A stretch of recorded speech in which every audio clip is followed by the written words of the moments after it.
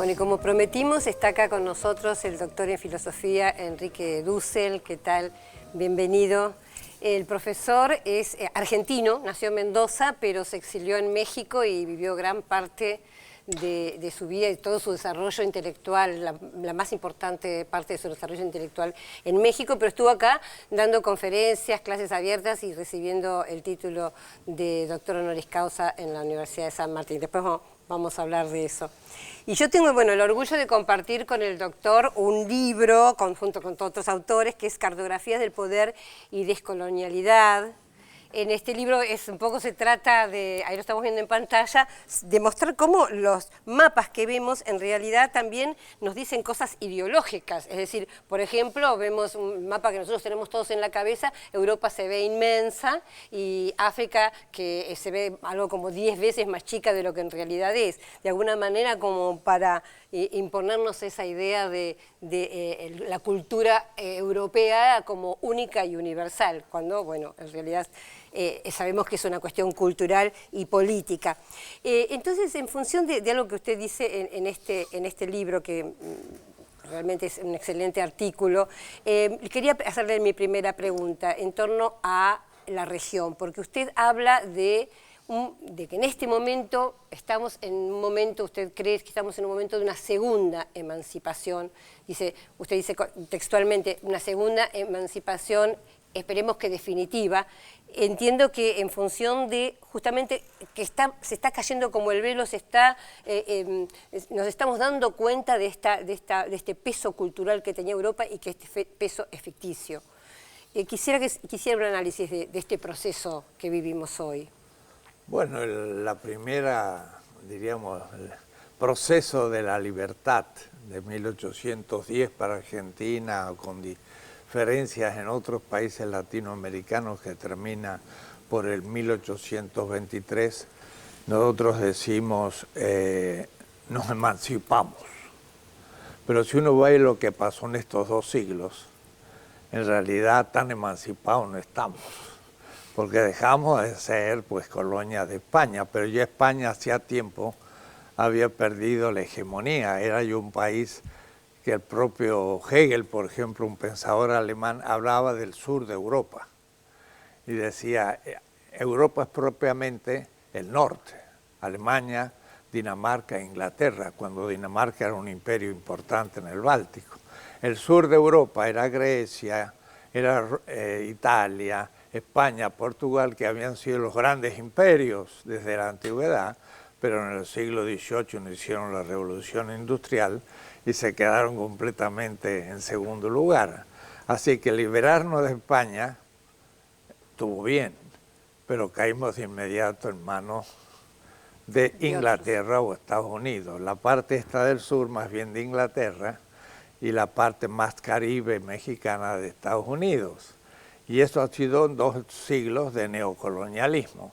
O es decir, sí es verdad, constituimos un Estado y el argentino fue realmente muy importante en el siglo XIX porque fue de los primeros que se caracterizó por una cierta organización, pero desde un punto de vista militar, político y también ideológico, cultural, estamos lejísimos de ser punta en algo.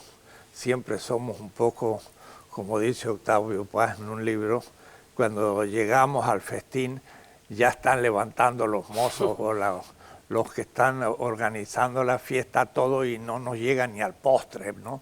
Porque nos llegamos las tarde. Migas. Entonces, ahora sí, desde los últimos procesos de cambio en América Latina, el 59 allá en el Caribe y después ya más cerca vi que hablaban del Ecuador y de Venezuela y de Bolivia, y bueno, tener una presidenta brasileña que como todo lo político es muy complejo, pero a sus 18 años había sido una muchacha muy bella con sus anteojos, pero una guerrillera que fue torturada, pero Mujica era Tupamaro. Y vemos gente extraña ocupando los lugares de presidencia como un indígena, en el caso de Evo Morales.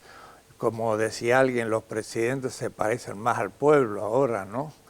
Entonces, estamos en un proceso de toma de conciencia y no va a ser corto, puede durar otro siglo. Pero Martí hablaba de eso porque los cubanos se pasaron el siglo XIX con colonia española todavía y tuvieron que luchar cuando nosotros estábamos intentando hacer las cosas por nosotros mismos. Y Mariátegui también, los dos hablan de que hay una segunda emancipación. Y yo creo que estamos caminando en ese. Y esa lucha es la que estamos viviendo, que se avanza y se retrocede como en la historia, y algunos fracasan, se burocratizan, tiene contradicciones, las cosas son muy complejas, no son fáciles, pero estamos avanzando muchísimo. Y creo que justamente esa cartografía que nos tocó presentar muy paradójicamente, porque yo personalmente recibí un atentado de bomba en el año 73, me echaron de la universidad los militares con sus intervenciones, Ivanisevic y demás, o si no crea que me fui yo a hacer turismo, y ni me fue en el exilio, sino que me echaron al exilio y ahí después ya me inserté. Pues ese proceso creo que ya se está revirtiendo, ¿no? Ahora, profesor, esta toma de conciencia, ¿en qué medida entiende que está siendo acompañada en nuestra región por una forma de pensar políticamente, científicamente, culturalmente de forma distinta y no ya tan eurocéntrica? ¿Estamos avanzando también en este plano? ¿Lo estamos logrando, digamos, de alguna manera, justamente la invitación y la participación suya en estas actividades de la Universidad Nacional de San Martín son también un esfuerzo en ese sentido, de buscar una forma de elaborar pensamiento propio, ¿no? De eso estoy no solo convencido, sino que cada día cuando toma contactos me está probando que no solo estamos intentando, sino que ya lo hemos logrado. Es decir, cuando uno habla en Europa, en Estados Unidos, hace poco he estado en Marruecos, pero uno va a cualquier país, a Egipto, a la China, en Shanghái, para dar un curso en la universidad y demás, los latinoamericanos ya no estamos preguntando, estamos indicando lo que estamos haciendo. Es decir, el ataque filosófico, histórico, literario al eurocentrismo creo que lo hemos enfrentado de una manera ya no solo creativa, sino se está expresando.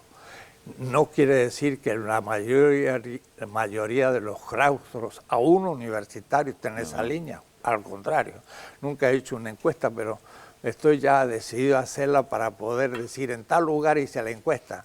Pero por dar una cifra, el 90% de los profesores de una facultad de historia o de literatura o de filosofía son eurocéntricos. O de economía, le agregaría yo. Ah, bueno, y economía, estos días hablé, por supuesto, y conocen sus clásicos y no tienen otra. Justamente ayer hablé sobre la teoría de la dependencia, cómo se justifica, y es el corazón de una teoría de la globalización de la que se habla, pero es la dependencia la que indica el centro. Entonces, creo que ya tenemos bien elaborado el tema y estamos no solo proponiendo, sino que ya en Francia, en Alemania, en Inglaterra, en Estados Unidos, hay una juventud de esos países, no nosotros, que ya se pregunta, bueno, no tenemos los europeos una visión eurocéntrica, y al decir eso no significa que nos interpretan de otra manera, sino que se interpretan a ellos de otra manera, porque se han visto a Europa benefactores de la humanidad, dando la civilización, como decía Hegel, y Inglaterra se transformó en la misionera de la civilización en el mundo. Hegel dice eso en un texto sobre la filosofía y la religión. De paso dice misionera de la civilización, todo muy sagrado, ¿no? Se están dando cuenta que también han destruido el África, que han producido la pobreza, y ahora ya no están tan seguros de que hayan hecho las cosas bien. ¿Quién hizo la esclavitud hasta el siglo XIX?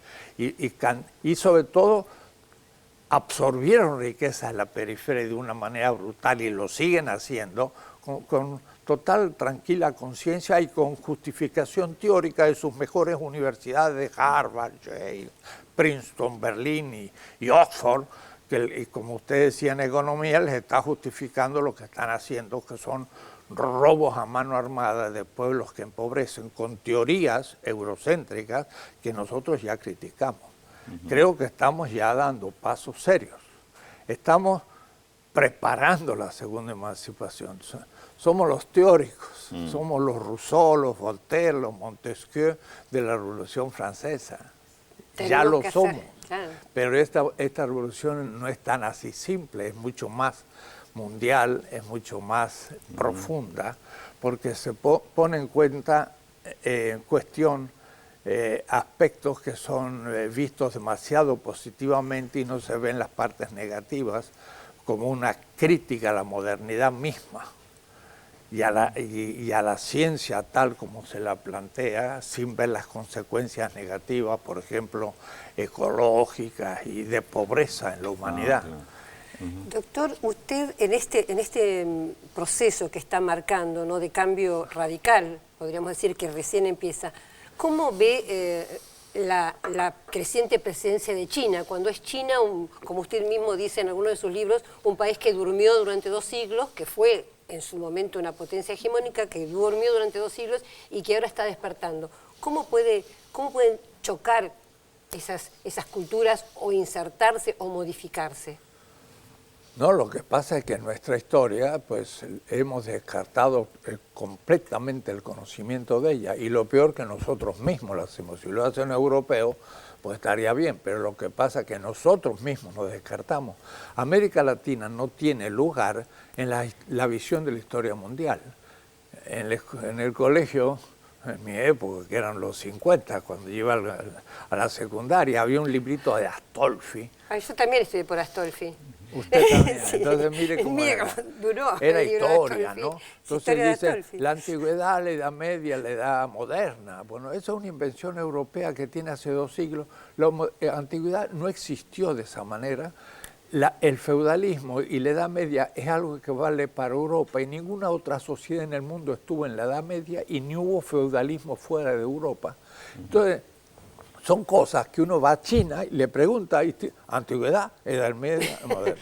Y el otro día yo estaba en Marruecos y con un gran filósofo árabe que conocía muy bien su tradición de lo que nosotros llamamos la Edad Media. Entonces ellos dicen, en la Edad Media el pensamiento árabe en Fez, que era una universidad tremenda desde el siglo VIII, cuando en París no había nada, en Europa, dice, en la Edad Media había una gran filosofía aristotélica, empírica y científicos, matemáticos.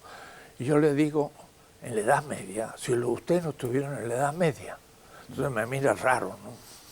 Digo, si ustedes hicieron en la Edad Media, o es decir, bloquearon Europa y la sacaron de la historia, y los pobres europeos quedaron fuera de la historia, en la Edad Oscura, no tenían contacto del siglo VII hasta el XV, pues cayó una decadencia total, eran periféricos subdesarrollados del mundo árabe, que de Marruecos llegaba hasta Filipinas, que era una cultura urbana, mercantil, que no había feudos, ni había señores feudales, había en último caso jeques, reyes o califas, pero era mercantil. Usted podía ir de Fez hasta el Cairo y podía llegar a Bagdad y hasta Pekín, porque había caravanas que comunicaban todo el mundo, y los europeos no podían salir de Europa. Y Marco Polo llegó a la China, yo digo, era un récord olímpico, que llegó uno y había cientos de caravanas que salían de Bagdad y que llegaban a la China todos los años, y había barrios, ¿no?, en las ciudades chinas. Entonces, no conocemos lo que pasó, porque Europa mismo se preguntó con Max Weber de dónde ha salido que nosotros hayamos hecho la cultura universal. ¿Quién les dijo que esa cultura es universal y solo europea? Se la inventaron. Y Max Weber, el más eurocéntrico de ellos. Entonces, la China tuvo un enorme desarrollo, desde el siglo IV en adelante. Y yo siempre insisto, descubrió el papel en el sexto, la imprenta en el octavo, el papel moneda en el décimo, descubrió el acero en el siglo segundo. Antes de la Revolución Industrial. Empezó la revolución industrial en el Yense, en el Río Amarillo, antes que Inglaterra, y entró en crisis, y ahora se está estudiando por qué. Empezó la revolución industrial. Hay un libro de John Hobson, profesor en Sheffield, ahora que vive, y que muestra que toda la tecnología de la revolución agrícola industrial inglesa, casi todos los aparatos son chinos. Y los chinos instalaron la fábrica de acero en Sheffield, que fue la primera fábrica de Europa en el siglo XVIII, y fueron chinos los que lo pusieron. Ellos tenían el mercado mundial en sus manos. Eran la seda con la que se vestía toda la aristocracia del mundo en el África, en el Asia, en Europa y hasta en América Latina. Y también tenían, pues, para comer la porcelana. Y entonces esos eran los grandes productos. Europa no le podía vender a China nada. Entonces yo digo, esto no es un milagro chino, es una pequeña vuelta después de 2 años de una siesta tropical. Si conociéramos la historia de la China, veríamos que esto no es tan extraordinario. El profesor Enrique Dussel es filósofo, es profesor de la Universidad Autónoma de México. Parece increíble que en un país que una situación como la que está viviendo México se produzca tanto conocimiento. Uno se sorprende permanentemente cuando recibe este tipo de aportes de la UNAM. Y a propósito de esto, no puedo dejar de preguntarle un poco sobre la situación de México, que me parece que está en el contexto esto de esta nueva independencia que busca Latinoamérica, pero que choca con estos problemas, ¿no? El tema del poder del narcotráfico, un poder del delito financiero que indudablemente va de la mano del tema de un sistema financiero que permite este poder del narcotráfico, lo que muchas veces pareciera que se olvida o se quiere ignorar también. Profesor, ¿cómo están viviendo en México esta situación? ¿Qué nos puede relatar, comentar sobre este choque? ¿Qué significa esta existencia del poder del narcotráfico, el poder económico que tiene el narcotráfico en esta etapa de las sociedades latinoamericanas? Sí, dijo bien que es parte de esta segunda emancipación, pero en este punto México va a la cola del proceso. Es lo que menos va tomando conciencia de la necesidad de esa emancipación segunda, y todavía está completamente dentro de una dependencia muy especial. Pero me gustaría situar el tema desde un dicho muy conocido, no sé si se conoce aquí, que dice: pobre México, tan lejos de Dios y tan cerca de Estados Unidos. Sí. Bueno, ese dicho realmente es un dicho exacto. Es decir, México, si no estuviera cerca, sería otra cosa. Hasta Colombia, que estuvo en manos del narco, debió inclinarse hacia México, pero no por razones de tener más condiciones culturales o pobreza o economía o no, geográficas, geopolíticas, porque está en la frontera. Entonces, miren, este hecho casi ridículo de película de Hollywood, de que un narcotraficante haga un túnel de 1,5 kilómetros y salga, le demuestra a usted este hecho, que hay una frontera que con un túnel de 300 metros yo puedo pasar. O es decir, México está junto a Estados Unidos. La corrupción norteamericana está en México. Y esto es lo que ni el presidente norteamericano ni el Congreso norteamericano quiere aceptar. Ellos son la causa del problema. Ellos crean el mercado. Y bueno, si cualquier producto no tiene mercado, pues se fundió el mercado, el producto. Si yo hago vasos, pero nadie me los compra, pues al fin me los como y no hago más. Se produce droga porque los norteamericanos, en su insatisfacción, tienen que drogarse. Es una sociedad también corrompida. Ya Marcuse escribió El hombre unidimensional, que fue una crítica feroz contra la cultura norteamericana. Entonces, primero, los norteamericanos tienen una cultura del consumo de drogas. Segundo, han promovido la producción de drogas ya en Estados Unidos antes de que América Latina estuviera, porque era un enorme negocio. Entonces, ha sido producido por el capital norteamericano el crecimiento de la droga. Se podría eliminar de inmediato. Primero, se podría legalizar, bajar el precio, usar la propaganda mostrando sus efectos, usando también la propaganda para evitar. Se podría gastar mucho menos y empezar a disminuir, como el alcohol. Claro. En Chicago todo el mundo tenía su botellita atrás y pagaba cantidad de dinero. ¿Qué hicieron? Lo legalizaron, lo persiguieron y se acabó el tema del alcohol. Si usted se emborracha, bueno, es su problema y podemos hacer una clínica. Pero esto es un negocio, primero norteamericano. Luego, claro, aún les conviene tener droga barata. Entonces se produce en Brasil, en Bolivia, además, y iba a Colombia. Pero de Colombia llegar a Estados Unidos, tenían que ir por avión, y claro, se colombianizó el negocio en México. Entonces miren qué notable, sin mercado no habría problemas.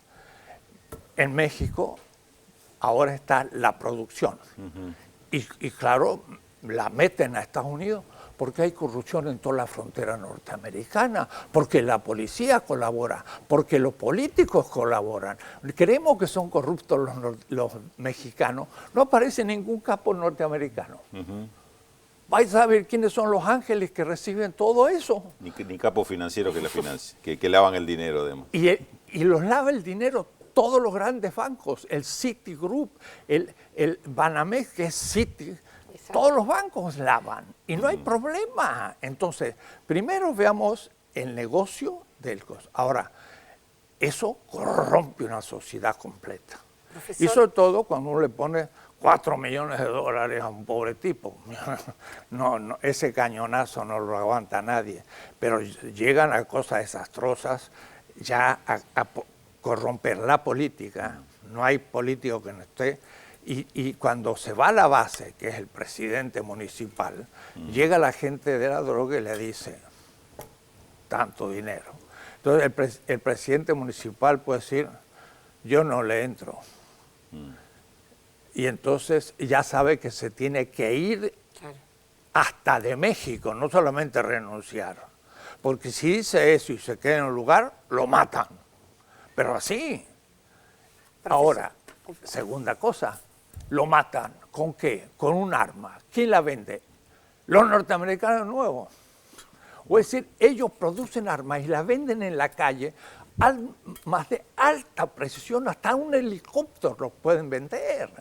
Y se mete por la frontera, qué raro, a mí los policías norteamericanos dejan pasar todas esas armas. Y entonces, el doble negocio.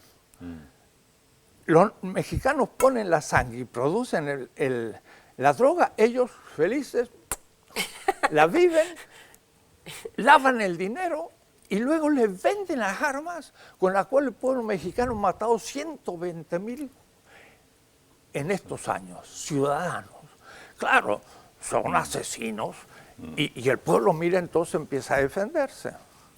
Y eso es lo más bonito, porque surgen las autodefensas. Pero entonces ahora el Estado, corrompido también, mete a los jefes de defensa en la cárcel y a veces no mata a los de la droga, porque con ellos se puede negociar. Entonces, pues no les voy a describir con mucho tiempo lo que eso significa. Es el derrumbe de una sociedad. Pero cuidado, eso no existiría si estuviera situado aquí. Porque aquí un túnel a Estados Unidos, pues no lo pueden hacer. Entonces, miren cómo es la cosa, es geopolítico, económico, pero que lo está sufriendo de una manera atroz. Le quiero hacer una última pregunta, pues ya se nos acaba el tiempo, y me interesa saber su opinión sobre el Papa Francisco. Lo más breve que pueda. Bueno, más bien tendría que yo preguntarle a ustedes. Pero no, da la casualidad que yo, como filósofo también, allá por el 69, comenzamos un pensamiento crítico que le llamamos filosofía de la liberación, que ha crecido y que ha crecido mucho últimamente, porque justamente parte de esos pobres gente que sufre a la droga, que sufre la corrupción, que sufre los Pinochet y todo esto, ¿no? Entonces es un pensamiento muy crítico que no tengo tiempo de explicar, aunque hubiera sido bueno, que es mi tema. Pero los primeros congresos de nuestra filosofía latinoamericana lo hicimos en un lugar que conocido en Buenos Aires, se llama el Colegio Máximo de los Jesuitas. Y por ahí yo escuchaba lo que hablábamos, así que estoy seguro que me conocen y que habrá escuchado de nuestras cosas. Y justamente esa opción que dicen que cuando lo eligen, levantándose un obispo brasileño, le dijo: no te olvides de los pobres, y caminando hacia la toma de investiduras dijo: los pobres, Francisco, y se le ocurrió, parece, en ese momento, porque creo que realmente no había pensado que lo elegirían, aunque había salido segundo en la vez anterior con y yo no sé Ratzinger, por qué, pero tenía ya su buena presencia, tomó un nombre extraño, Francisco I, y está haciendo las cosas bastante bien. A veces me dicen, pero parecería una nueva persona, porque en Buenos Aires pues no procedí de esa manera. Es perfectamente comprensible en una institución tan burocrática como son a veces las iglesias. Y entonces cuando alguien está en un punto, aunque sea muy alto, y tiene a alguien arriba, o es un Vaticano conservador, se tiene que cuidar en lo que hace, aún para hacer lo que le parece, ¿no? Pero cuando ya no tiene nadie arriba, yo digo, lo tiene a Dios y lo verá en el juicio final, y mientras tanto puede hacer cosas. Es como se ha destapado el hombre, tiene una gran alegría, hace las cosas espontáneamente, lo hace con autoridad y no sabe mucho la gente, carisma. No saben que tiene detrás una buena teoría de lo que está haciendo, no son solamente signos. Hay equipos, y aún los conozco, los que están cerca una lectura, ¿no? Una lectura. Entonces, mire, yo digo desde fuera, ahí justamente lo han puesto ustedes, desde afuera, yo escucho la radio alemana, es simpaticísimo en Alemania.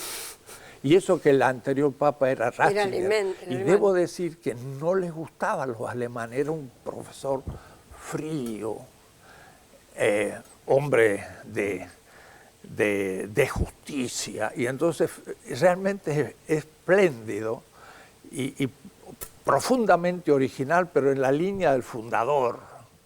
Cuando le dijeron, bueno, ¿y usted qué piensa de los gays? Y él dice, ¿y quién soy yo para juzgarlo? Eso no lo hubiera dicho los papas anteriores, pero eso lo dijo exactamente el fundador del cristianismo. Le pusieron una mujer. Claro. Y dijo, sí, que esta mujer ha pecado, el que no tenga ningún pecado que arroje la primera piedra. Y no es porque supiera lo que hizo cada uno, sino porque sabía que nadie puede no pecar, porque somos humanos. Y entonces le dijo a la mujer, después que se retiraron, yo tampoco, pórtate bien, pero yo, si tengo que hacer algo, no estoy para juzgarte, estoy para perdonarte. Ese es un gesto fenomenal. Es un hombre muy interesante. Sí. Y ha ganado una autoridad en los ratings de opinión pública. Enorme. Que está en segundo y tercer lugar en el mundo.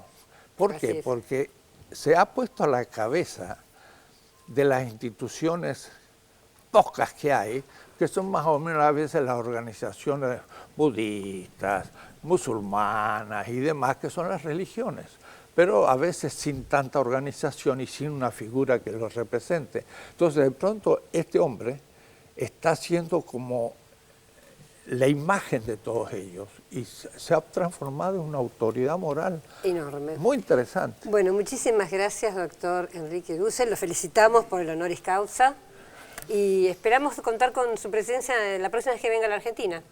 Y hablar más un poquito de lo mío, que es filosofía, pero claro, me gusta sin embargo, porque la filosofía que practicamos sale de lo real, piensa lo real, no la filosofía. Entonces, creo que puedo opinar, pero podría darle los motivos filosóficos a partir de los cuales estoy diciendo. Encantadísima. Bueno, muchísimas gracias. Muy bien. Félix, tenemos mensajes. Cientos de mensajes para el profesor. Graciela de Mendoza lo saluda al profesor Enrique Dussel y dice que fue su alumna en 1973.